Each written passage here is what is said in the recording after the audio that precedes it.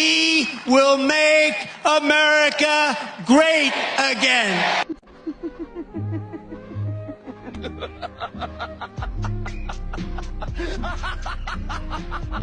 There's almost a mythology about this, that somehow when the Pilgrims arrived, they were dragging land behind them.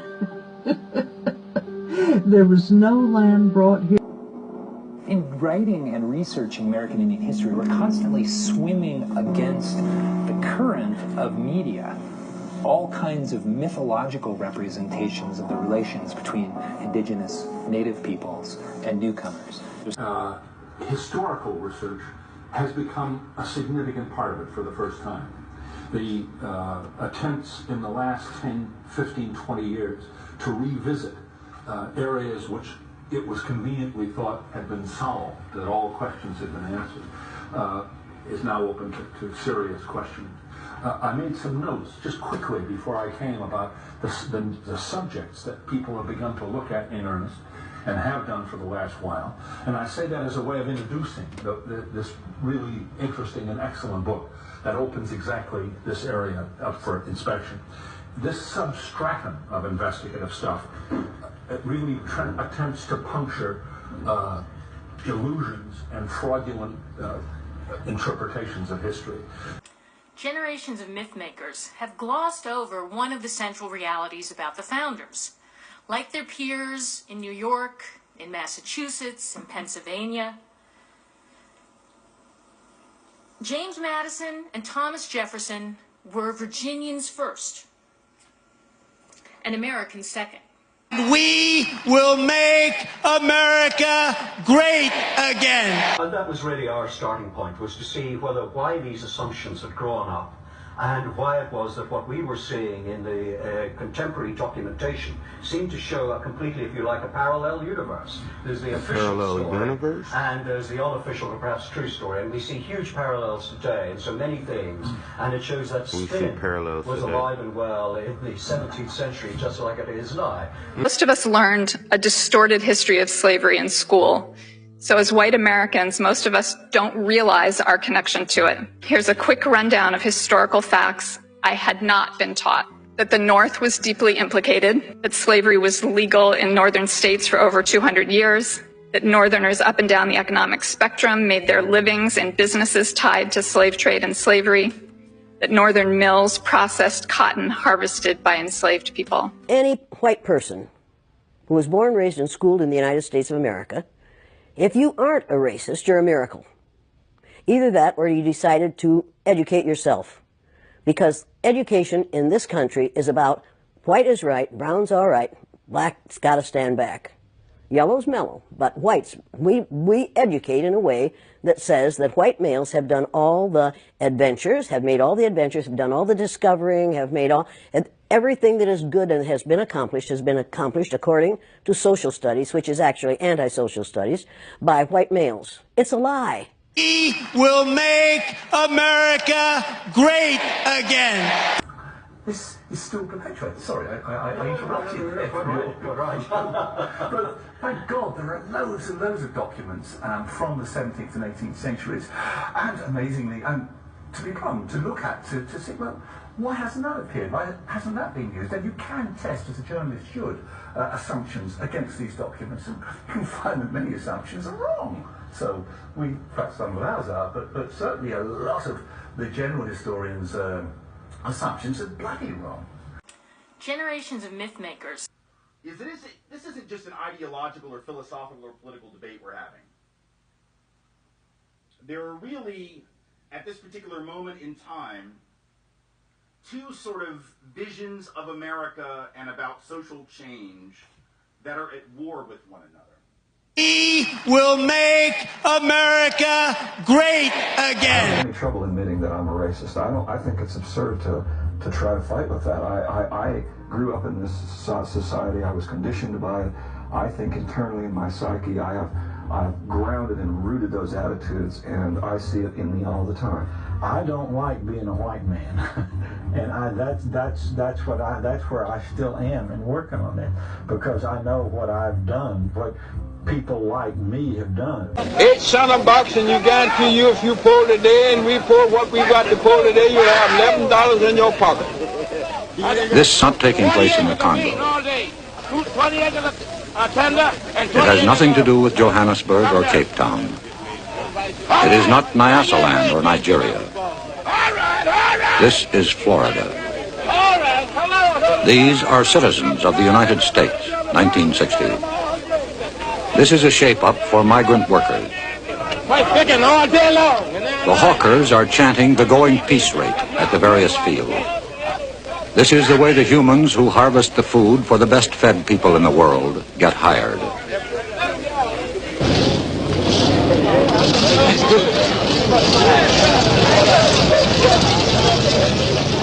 One farmer looked at this and said, "We used to own our slaves. Now we just rent them."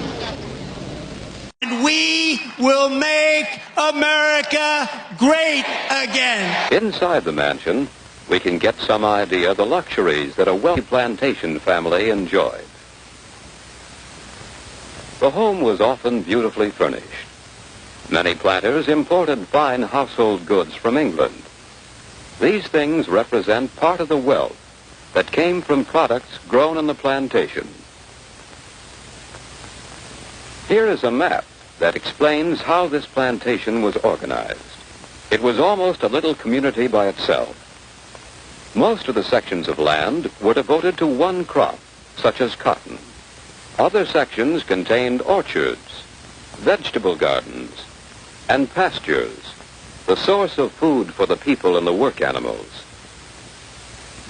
The buildings included the planter's home, a mill, workshops, and a row of small cabins for the slaves, who did almost all the work. In Washington, Senator Eastland represents his neighbors in a fashion that some find confusing.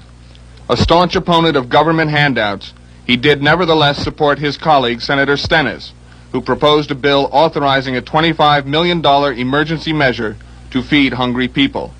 It died in the House. The senator still thinks and speaks for the folks back home. He has publicly declared that Negroes living on his plantation, working or not, have a home for life. One of his neighbors is Negro activist Fannie Lou Hamer, one of the founders of the Mississippi Freedom Democratic Party. To her, the senator's generosity has a hollow ring. Senator Eastland has never done nothing for nobody poor, not in this county. Because the people on Senator Eastland's plantation is just as poor as I am. And he hadn't done anything for them. And he hadn't done anything for nobody else that's poor in Sunflower County. And I've been right here in Sunflower County since I was 2 years old. Within sight of the busy cotton gin she is supplied with her labor in these fields, Mrs. Irene Taylor lives with her family of 9. Hers is one of the few remaining tenant shacks that grace the senator's plantation.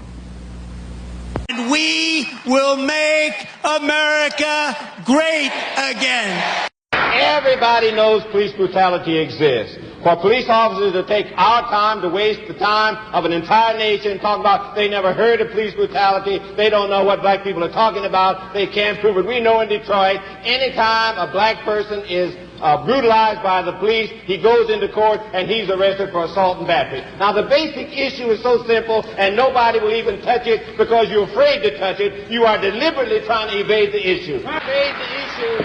The thing is that in the United States we are engaged in a power struggle between black people and white people. In the South, he knows who the man is, the man up there on the hill in the big White House. And when he comes to a city like Chicago, it's much harder to determine who that man is. Such a complex society.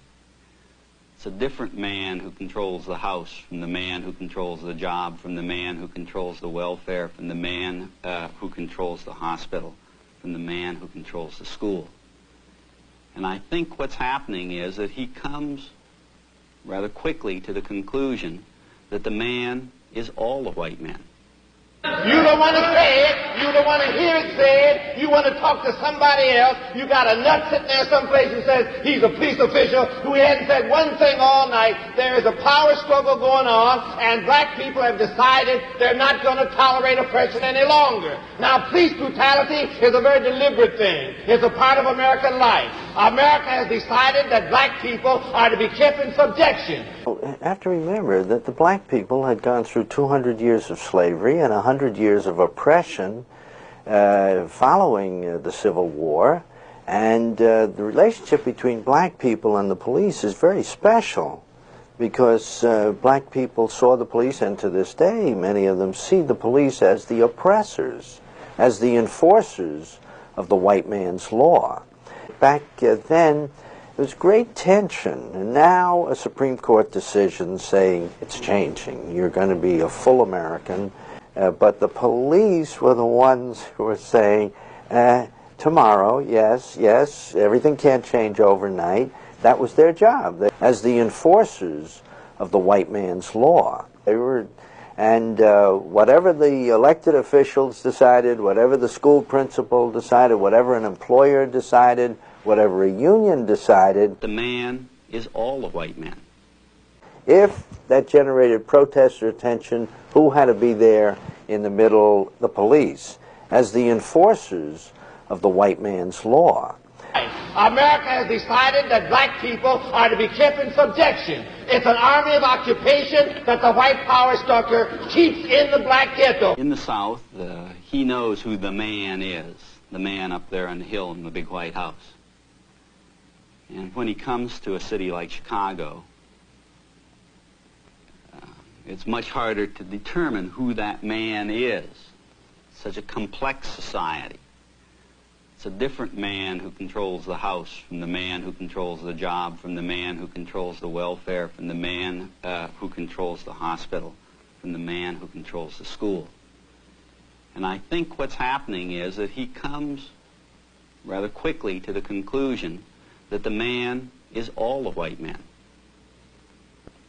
Not being able to discern his specific captor, he decides that all people with white faces are his captors.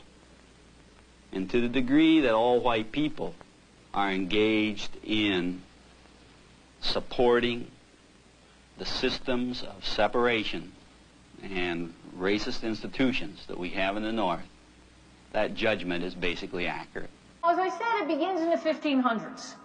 It was Richard Hakluyt, the Elizabethan promoter of colonization, a colonizer, who first employed the term waste people to describe the expendables that could be literally dumped in the New World. Because I know what I've done, what people like me have done. In his 1584 Discourse of Western Planting, he hoped to persuade the Queen of the merits of colonization. Hakluyt called America not terra firma, but a waste firm. You heard that right. The American landscape, though he'd never seen it, was described as an unproductive terrain that could only be improved by turning the waste firm into one giant workhouse filled with all the idle dregs drawn from English society.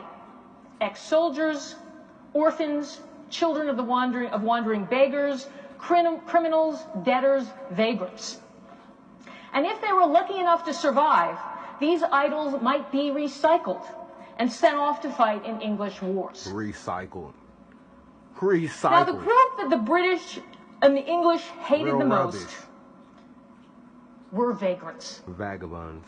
They were idle folk, analogized to weeds stifling healthy growth in a garden. They wandered the countryside, detached from the economy, much like the wasteland left fallow and untilled.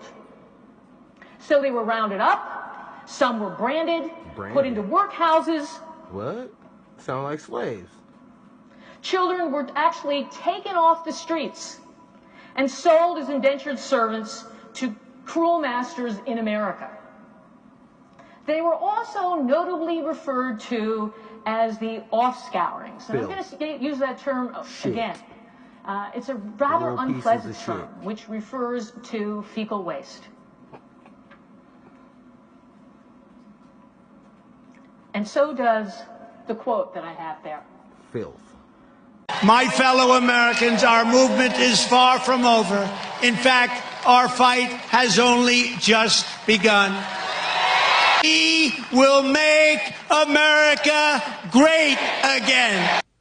And these two particular visions of America and of social change are entirely incompatible with one another. They cannot coexist. One must die in order for the other to live.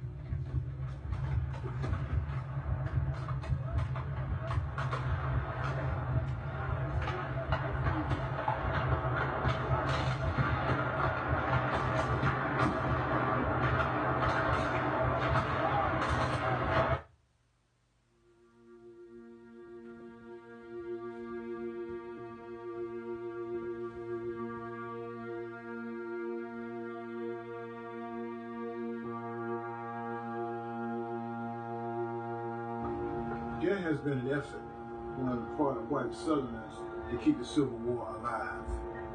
My fellow Americans, our movement is far from over. The national headquarters of League of the South is working towards a regional secession of the southern red states for the preservation of the southern people. In fact, our fight has only just begun. Because we are a separate, distinct people from those who are north and west.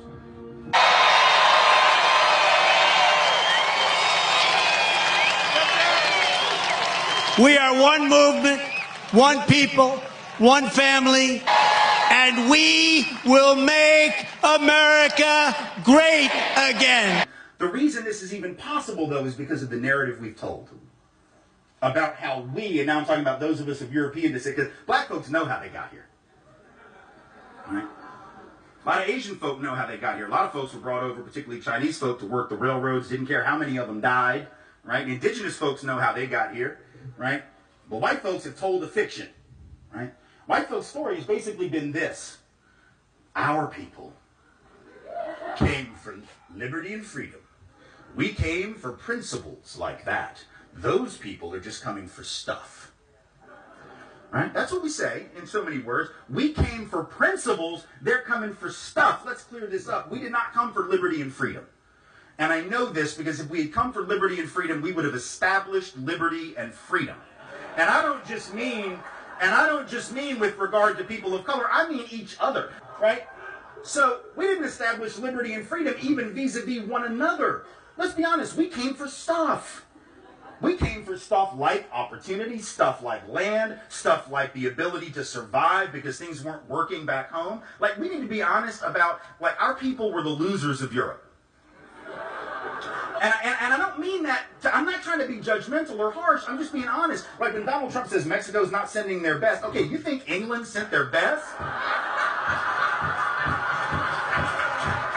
The hell? Like,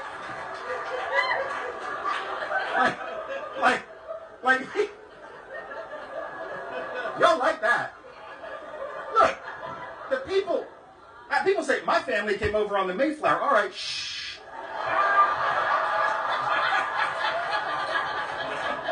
Why are you bragging, Buttercup? That is not... I don't know who was on the Mayflower, but I know who wasn't. The king. The king was not on the Mayflower. Nobody the king wanted to keep around was on the Mayflower. But we have this fictional narrative. It's almost like we believe sometime around 1642 there was a British father somewhere in England that got his family together around the fireplace in the morning and said, all right, here's the thing. I know we're doing pretty well. We've got this big castle. We got all this gold. I know, it's brilliant, right? It's fantastic. We were at the King's Palace last week. Kids, you remember you played with his children out in the garden. Wasn't that great? Yeah. I know, it was amazing, wasn't it? It was great. Listen, that's all fine and good, but Daddy has an idea. My idea is as follows. Keep up, please. Keep up. Gather all your things. Not all of your things. We have a lot of things because we're doing really well. We're rich. We're powerful. Just gather up like a basket full of stuff, and we are going to get on a big boat. And by that, I mean a rickety old ship. Like, I don't even know if it's seaworthy. Like, it might sink. We might drown, get eaten by sharks, get robbed by pirates, get scurvy, die a horrible, miserable death on the open ocean. However, and this is the important part, it will be an adventure.